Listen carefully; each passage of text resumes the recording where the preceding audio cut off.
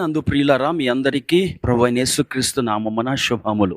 మీపై ఏ ఆయుధమును వర్ధిల్లదు. No weapon shall prosper against you. నేటి ధ్యానం కొరకు యెషయా గ్రంథము 54వ అధ్యాయము 17వ వచనాన్ని చదువుకుందాం. నీకు విరోధముగా రూపింపబడిన ఏ ఆయుధమును వర్ధిల్లదు.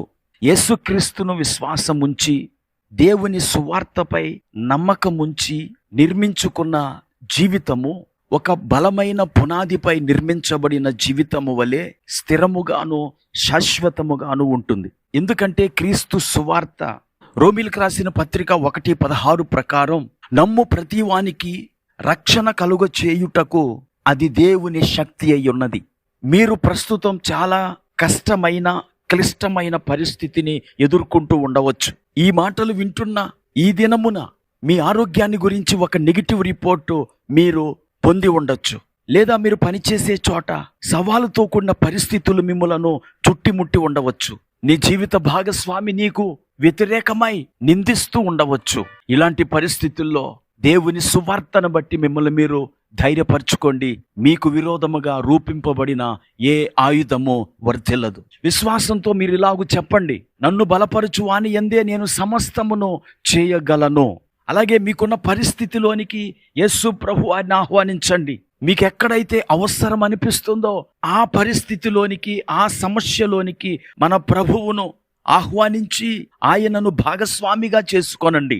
మీ స్వస్థత విషయములో, మీ ఆర్థిక విషయాలలో, మీరు చేసే పరిచర్య విషయంలో ఆయన మీ భాగస్వామిగా ఉన్నాడని నమ్మండి. చదవబడిన లేఖన భాగంలో నీకు విరోధముగా రూపింపబడిన ఏ ఆయుధమును వర్ధిల్లదు అని దేవుడు మనకు వాగ్దానం చేస్తున్నాడు. ఆ వాగ్దానం క్రింద ఉన్న వాక్యాన్ని చూస్తే, న్యాయ విమర్శలో నీకు దోషారోపణ చేయు ప్రతి వానికి నీవు నేరస్థాపన చేసేదవు అని దేవుడు మాట్లాడుతున్నాడు. అన్యాయంగా ఈరోజు నిన్ను దూషిస్తున్నారు, అక్రమముగా నిందిస్తున్నారు. ఆ దూషించే వారిపైన మనము నేరస్థాపన చేస్తాము అని ఈ వచనము మనకు వాగ్దానం చేస్తోంది. దూషణలకు భయపడొద్దు, నిందలకు భయపడొద్దు.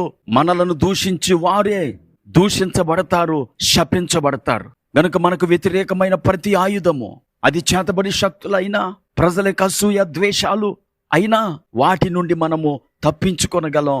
ఎందుకంటే ఆ ఆయుధములు వర్ధిల్లవు.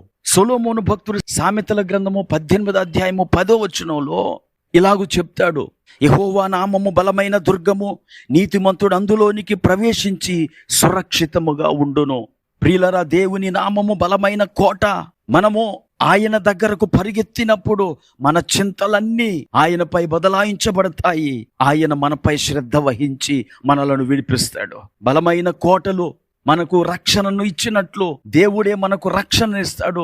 ఈ మనుషుల కుట్రలు, దూషణలు మనలను ఏమీ చెయ్యవు. చివరిగా పేతురు రాసిన మొదటి పత్రిక 5వ అధ్యాయము 6-7 వచనాలలో దేవుడిలాగు తెలియచేస్తూ ఉన్నాడు. దేవుడు తగిన సమయమందు మిమ్మలను హెచ్చించినట్లు ఆయన బలిష్టమైన చేతి కింద దీన మనస్కులయుండుడి. ఆయన మిమ్మును గూర్చి చింతించుచున్నాడు గనుక మీ చింత యావత్తు ఆయన మీద వేయుడి.